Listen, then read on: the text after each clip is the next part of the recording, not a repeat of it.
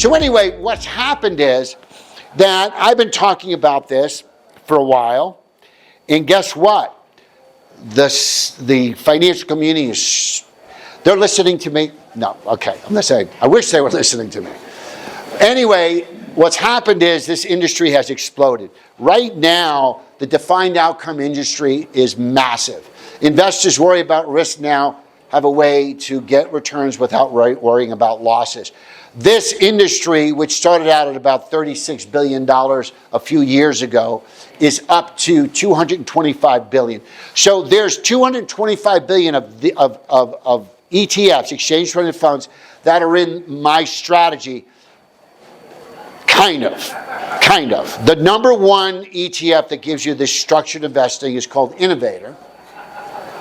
Innovator has a lot of different risk profiles. They have the fully protected, they have the buffer, they have the leverage and yada, like we do. But here's it, fully protected, here's the problem. It only pays 7.5% on the upside. My note will give you 75% of the upside. So if I compare the two, when the market's down 20, I don't lose any money. The Innovator ETF doesn't lose any money. But if the market goes up, I'm only making 7.5 in the Innovator, and they're charging 80 basis points on top of their management fee. Merrill Lynch is 1.5. Edward Jones is 1.5. We charge 1. We don't charge an expense ratio. We just charge a management fee. We'd be up 15. So our product is so much better than the best products on the market. Why? Because I build my own. I make the sausage. I don't sell the sausage. And that's a big difference. Think about that. That's why when you look at your statements, you don't know what you're looking at.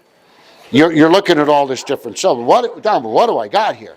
Because I'm looking at raw material. This is true. I mean, clients are like, what am I looking at?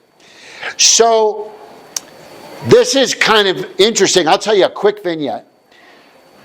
I teach at CU. I know a lot of the professors there. I was at a conference at the convention center, and I was sitting at a table, and the guy sitting next to me was a pension consultant, Pirelli Weinberg. They give advice to all the endowments and pensions.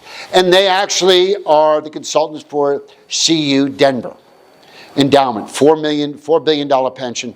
They have $400 billion of their money in these Innovator ETFs. No, 400 million, excuse me, 400 million. And I said, you recommended they buy 400 million of a product that charges 80 basis points of expense ratio, plus Pirelli Weinberg charges a management fee. And mine are so much better. So what did I do? The next morning I call up the dean of the business school, Dr. Bonaparte, Joseph, and I said, Doc, get me in front of the pension manager because I could build a product that's so much better than they're buying on the street. They're buying retail, I could do it wholesale. He said, Dom, the board has no clue what they wouldn't know what the hell they're doing. Most boards are not professionals. They're just teachers, they're academics. Don't even waste your time. It frustrated me. It really frustrated me because think about this. 80 basis points on 400 million, that's a lot of money. Do the math, guys. What's 1% of 400 million? 4 million? That's what they're paying for a product that is not even close to what I can deliver. So it's frustrating. Let me bring up one other point. We talked about earlier that Great Depression and how the market got killed. But if you think about my investment strategy, look at the difference because you're not losing when the market's dropping, but you're out of the market, you're in cash when the market's going down, you're invested when the market's going up. Compare that to that CD that my client is in. And you know what is interesting? Think about something. And this is only a 7-year period, ladies and gentlemen. Teresa, this is 7 years. So if you had all your money in cash compared to that, that's a huge difference in retirement, Todd. I mean, think about that. You know, are you going to McDonald's for dinner? Or you coming here? You're not. I mean, are you going to Capital Grille for a nice expensive steak? That's $500,000 over just a 7-year period. So I just don't understand why people I don't get it. I mean, and so what's interesting is when my clients call me and they say, I want to go to cash, my comment is, how about we put 95% of your money in cash? How would that be? And then I could put 5% of your money in this, and you could do very well. I'll tell you guys an interesting story. I just got back from Tahiti, and my neighbor, now you guys have been in my house, and at the top of my driveway, Howard and Lita used to be my neighbors. They moved to California about 10 years ago. But we stayed in touch, and we were friends. And he calls me and says, Dom, I want to take my family sailing. Could you be our captain? So I would love to. So now Howard's he's an attorney, okay, typical. And, well, you know, I mean, when I say typical, he knows everything, okay, can't tell Howard anything. So Howard believes that I'm just going to stay as aggressive, and he's retired. I'm going to put my millions of dollars in the Mag 7, because over the long term, I'll be fine. Well, we're on the trip, and I've got my laptop, and I've got one of Elon Musk's Starlink, so I could work with Vince, and I could look at my portfolio. And, you know, I'm drinking my coffee in the morning, and I'm looking at my computer, and he'd come up, and he'd say, how is NVIDIA doing? Because he has like an obscene amount of money in NVIDIA. And of course, NVIDIA is, you know, it's just getting crushed. And then he has Tesla, that's down 40%. And he's getting nauseous, he's getting sick. So Howard says to me, well, where are your clients? I said, well, most of my clients are 95% cash. And he looks at me and he goes, your clients pay you 1% to be at 95% cash? And I said, well, Howard, my clients made about 17, 18% last year. He says, how the heck did you do that?